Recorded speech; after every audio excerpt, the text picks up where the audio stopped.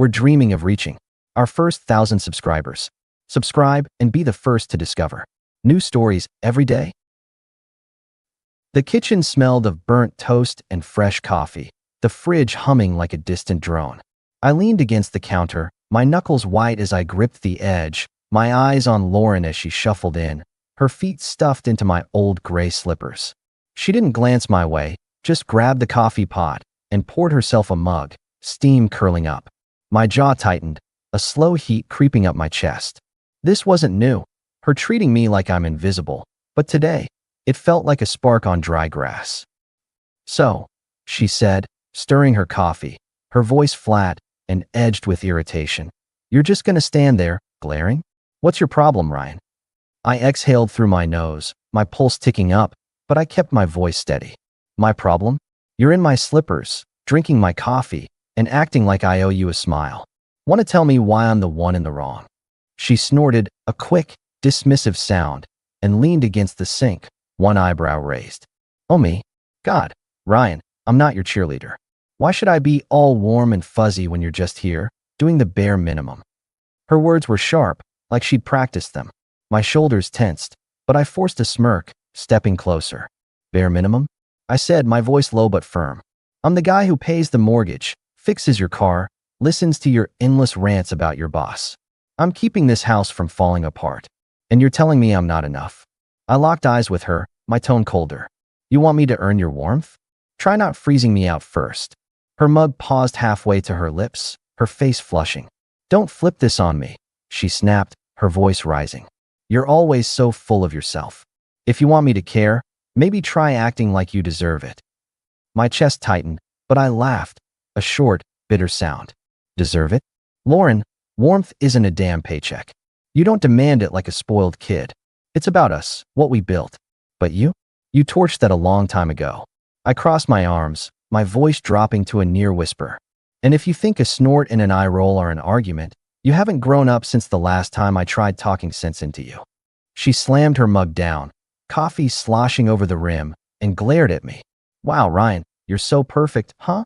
Maybe I'm sick of your attitude." My pulse spiked, but I didn't flinch. "My attitude," I said, stepping closer, my voice calm but cutting. "You're throwing shade while standing in my shoes. You want to talk sick? I'm sick of you treating me like your punching bag. You don't get to demand respect while giving none." I grabbed my keys from the hook, my boots heavy on the tile. "I'm out. Maybe you can figure out how to pour coffee for two next time." I headed for the bedroom, my heart pounding, and grabbed my duffel. I stuffed it with clothes, jeans, tees, socks, and carried it to the guest room, tossing it on the bed. My hands shook slightly as I zipped it shut, but my mind was clear. Boundary set. As I stepped into the garage, a grin tugged at my lips. I wasn't running. I was drawing a line. The next few days were tense, like walking on a frozen lake. Lauren moved around the house like a ghost, her phone glued to her hand, texting or scrolling. I kept busy. Work at the warehouse, gym, fixing the guest bath faucet. My muscles ached from lifting crates, but I didn't chase her or beg for attention. That's not me. Our 10th anniversary came, and I didn't expect a parade, but maybe a card, a text. Instead, I got home to an empty house. No note, no message. My stomach twisted as I checked my phone. Nothing. I sat on the couch, my hands on my knees, the silence pressing against my ears, my throat tight. At 8 p.m., the door clicked open. Lauren walked in, her new navy trench coat swishing, her hair messy from the wind.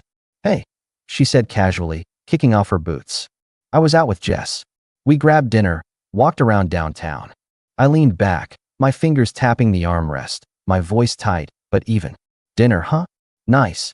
Guess that's your new family tradition, hanging with Jess instead of your husband on our anniversary." My eyes stayed on her, unblinking, my jaw clenched. She paused, her coat half off, and laughed, like I was overreacting. "Oh, come on, Ryan. It's not a big deal. We can do something tomorrow." My chest heated, and I stood, grabbing my jacket. "Tomorrow," I said, my voice low and mocking. "Nah, Lauren. You don't pencil me in like I'm a dentist. Enjoy your night." I brushed past her, my shoulder grazing hers, and headed for the garage. "Where are you going?" she called, her voice sharp with irritation. "Out," I said flatly, the door slamming behind me, my boots echoing in the garage. I drove to O'Malley's, a dive bar with neon signs and the smell of fried wings and cola. My buddies Jason and Trevor were there, shooting pool, the jukebox playing Springsteen. I grabbed a ginger ale, my shoulders loosening, my pulse slowing. "Rough night?" Jason asked, chalking his cue, his big frame leaning over the table. "He's a contractor," loud laugh, sharp eyes. I shrugged, sipping my drink, my throat still tight. Lauren forgot our anniversary. Went out with her friend instead. I'm done with her games. Trevor, lean and quiet, a software guy, leaned on his cue, his eyes narrowing. "She's pushing you, man. Seeing how far you'll bend. You thinking about splitting up?" I paused, my glass halfway to my lips, my chest tightening again. "Maybe," I said slowly, my voice low. "I'm not there yet, but I'm close. I'm tired of feeling like I'm auditioning for my own marriage. I've given her everything, and she acts like it's nothing." Jason clapped my shoulder, his grip firm. "Hold your ground, bro. She'll either step up or step out. You're worth more than this." We played pool, the clack of balls and their banter easing the knot in my gut. My hands steadied, and for the first time in weeks, I felt free, like I wasn't carrying a house on my back.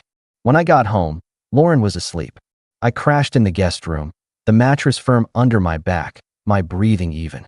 I wasn't mad. I just didn't want to lie next to someone who didn't care. A week later, Lauren tried to play nice. I got home from work, my back sore from moving crates, my hands still smelling of warehouse dust. She was in the living room, a pizza box open, some Netflix show paused. She'd draped a blanket over the couch, her hair in a messy bun, staging a cozy night.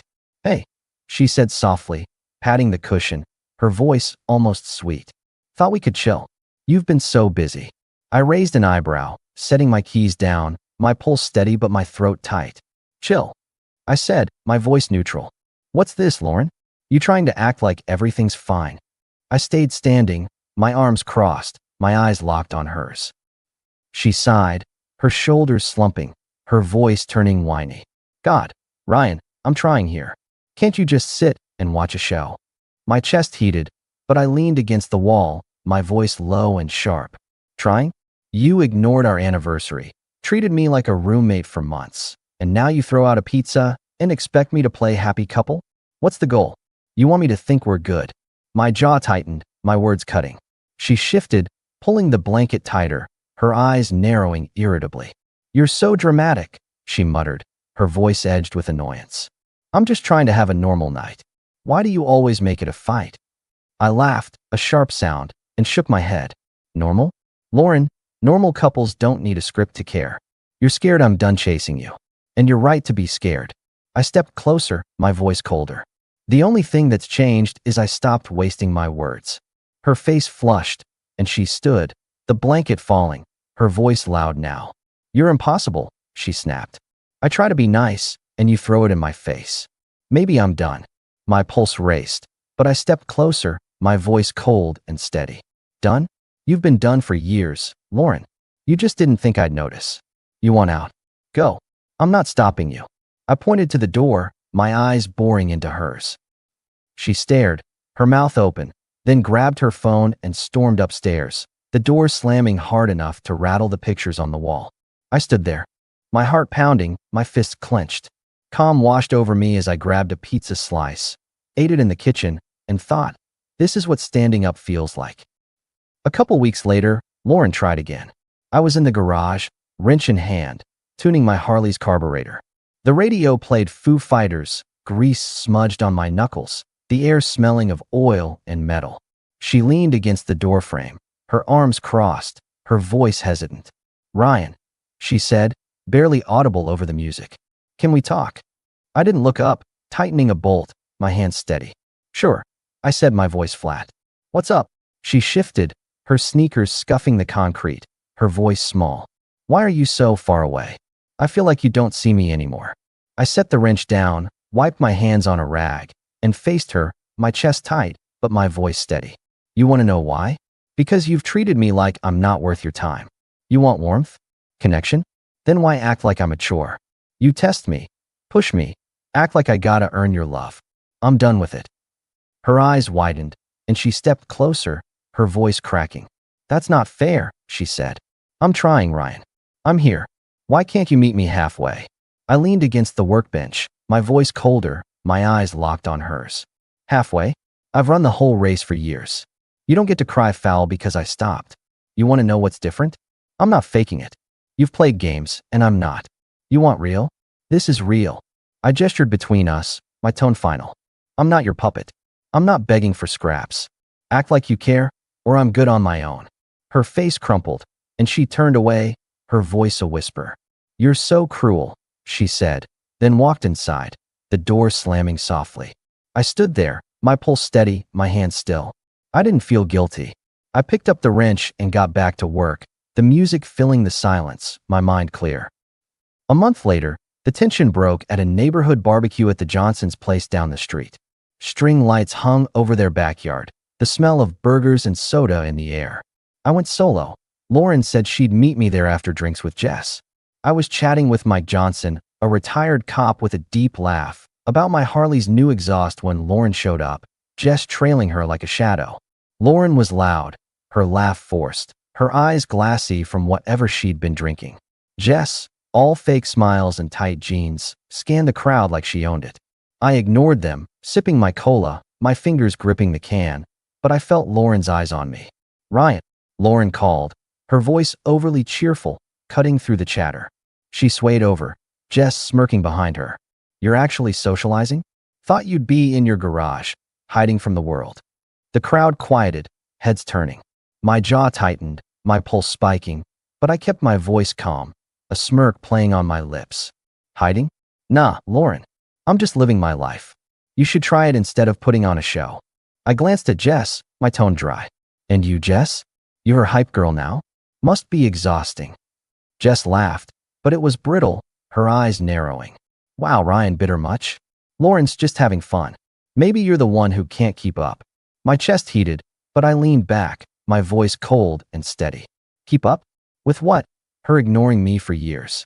Her forgetting our anniversary? Her treating me like I'm her errand boy. I turned to Lauren, my eyes locked on hers. You want to air this out in front of everyone? Fine. Let's talk about how you've been testing me, pushing me, acting like I gotta prove I'm worth your time. I'm done, Lauren. I know my worth, and it's more than your games. The yard went silent, forks pausing mid-bite. Lauren's face went red, her mouth opening and closing like a fish. Jess stepped forward, her voice sharp. You're such a jerk, Ryan. She's trying, and you're just. I cut her off, my voice low but firm, my eyes never leaving Lauren. Trying? Jess, stay in your lane. You don't live in my house. You don't see her dismiss me, belittle me, act like I'm nothing. I'm not the jerk here. I'm the guy who's had enough. I turned back to Lauren. My voice colder, my hands steady. You wanted to see if I'd stay no matter what. Now you know I won't. Lauren's eyes glistened, but she lifted her chin, her voice shaking. You're embarrassing me, she hissed, her face flushed. I stepped closer, my voice a near whisper, my eyes boring into hers. You embarrassed yourself, Lauren. You thought you could keep pushing, and I'd just take it. You were wrong. I turned to Mike, my tone normal again. Thanks for the burger, man. I'm out. As I walked to my truck, my heart raced, my fists clenched. A strange peace settled over me. I realized I didn't feel anything for her anymore. Not anger, not love, nothing. I'd crossed a line, and there was no going back. The next evening, I was in the living room, fixing a loose lamp socket, my hands steady as I twisted the wires. The house was quiet, the TV off, the air heavy. Lauren was in the kitchen, her phone buzzing, but she didn't speak to me. She passed by, her footsteps light, and went upstairs, closing the bedroom door with a soft click. I tightened the last screw, my jaw clenched, my pulse steady but my mind racing. I sat back on the couch, the lamp now glowing, and stared at the ceiling. My chest felt tight, not with anger, but with clarity. I'd been fighting for us for years, carrying the weight of her dismissals, her tests, her coldness. And for what? To prove I was enough? I wasn't her project. I wasn't her game. I was done. Morally, I was already gone. The thought hit me like a punch, but it felt right. I wasn't staying in a house where I was invisible. I'd move out, start fresh, live for me. My hands stopped shaking, my breathing evened out. For the first time in years, I felt free. The next day, I called Jason over to the garage. I was polishing my Harley, the chrome gleaming under the fluorescent light, the air smelling of wax and oil. Jason leaned against the workbench, sipping a soda, his eyes scanning my face. "So, what's up, man?" he asked, his voice casual but sharp. "You've been quiet since that barbecue blowout." I set the rag down, my hands steady, my voice calm. "I'm done, Jason. I'm leaving Lauren. No drama, no big fight. I'm just out." I leaned against the bike, my chest tight, but my mind clear. She's been playing games for years, and I'm not playing anymore. I deserve better. Jason nodded, his eyes serious. "Damn, man. That's big. But I get it. She's been jerking you around forever. You're doing the right thing." He clapped my shoulder, his grip firm. "You're solid, Ryan. You'll be fine on your own." I smirked, my pulse steady. "Yeah, I know. Just needed to say it out loud." I picked up the rag, my hands moving again. "Thanks for having my back." "Always," he said, raising his soda. "To new starts." We clinked cans, the sound sharp in the quiet garage. My shoulders relaxed, and I felt lighter, like I'd finally let go of something heavy. 2 days later, Lauren pulled another stunt. I was packing boxes in the guest room, my clothes and books stacked neatly, my hands steady, but my jaw tight. She walked in, her phone in hand, her voice casual, like nothing was wrong. "Hey," she said, leaning against the doorframe, her tone light. "Jess is having a thing at her place tomorrow. You should come. It'll be fun." I stopped, a shirt half folded in my hands, my pulse spiking. I turned to her, my eyes narrowing, my voice low and cold. "A thing? Lauren, this is the last day you get to pretend we're anything. I'm moving out tomorrow. You think I'm gonna play happy couple at Jess's? You're not that clueless."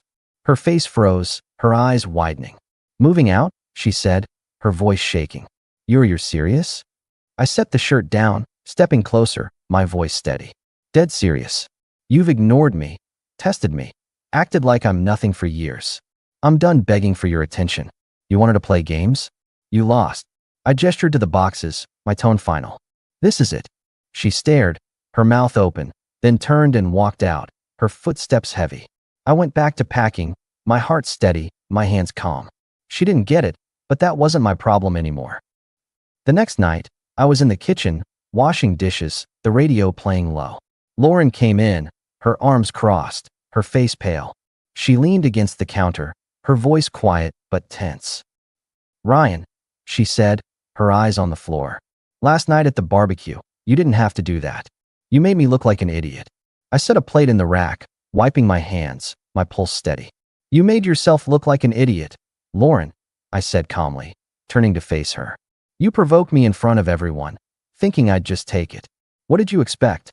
That I'd smile and play along?" Her eyes flicked up, glistening. "I wasn't trying to. I just wanted you to react. To show you care." I laughed, a short, bitter sound, and shook my head. "React? Lauren, I've been reacting for years. I cared. I tried. I fought for us. And you? You dismissed me, ignored me, acted like I was nothing. You want it cold? Fine. I'm ice now. And you're the one left shivering."